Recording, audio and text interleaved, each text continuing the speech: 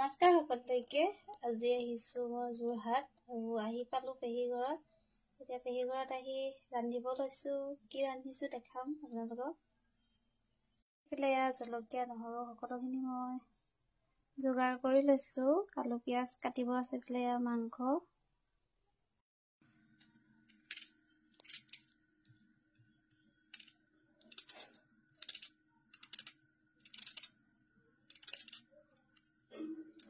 পিয়াজ কাটি আছো। পিয়াজ কাটি চকুৰ বনোৱাৰ নিচিনা আছো। চকুত ধৰিছো।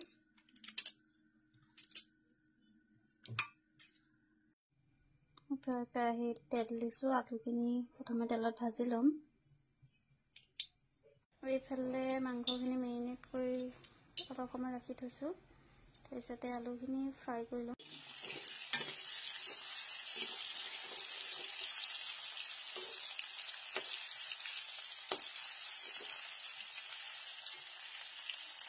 এইফালে আলু ফ্ৰাই কৰি আছো।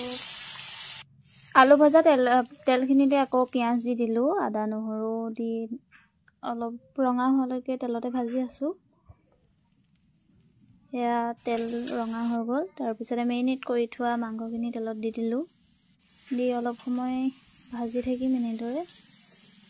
যিমান বেছি ভালদৰে লৰাই দিব সিমানে তেল মাংসত লাগিব আৰু নিমখ হালধি মানে জোখত হয়গৈ। আৰু মই এইদৰে অলপ সময় ভাজি ৰাখিম। ভাজি এনেকৈ থাকিব দিম অলপ সময়। সকলোৰে ৰন্ধা পদ্ধতিটো বেলেগ হয়। মই এয়া অলপ তেনেকৈ ভাজাৰ পিছতে আলু দি দিলোঁ। আলু দি দিয়াৰ পিছতে এয়া বিলাহী জলকীয়া এনেকৈ দি লৰাই আছোঁ।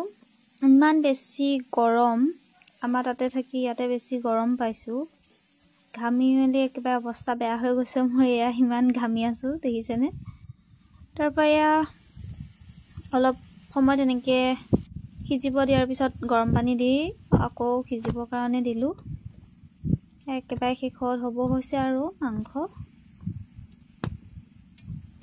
এইফালে ৰংটো কিমান ধুনীয়া আহিছে। কেমেৰাত কেনেকুৱা আহিছে সেইটো নাজানো বাৰু। ইমান বিশেষ হয়তো ভাল নাহিব পাৰে, কিন্তু এনেকৈ চাব গ'লে বহুত বেছি ধুনীয়া ৰঙেই আহিছিল। এইফালে মোৰ ভাতৰ থালি ৰেডি। দাদা আৰু ভাইটিৰ কাৰণে। আমাৰ দুটাৰ কাৰণে অলপ জলকীয়া আচাৰ লৈ লৈছোঁ। দাদা আৰু মই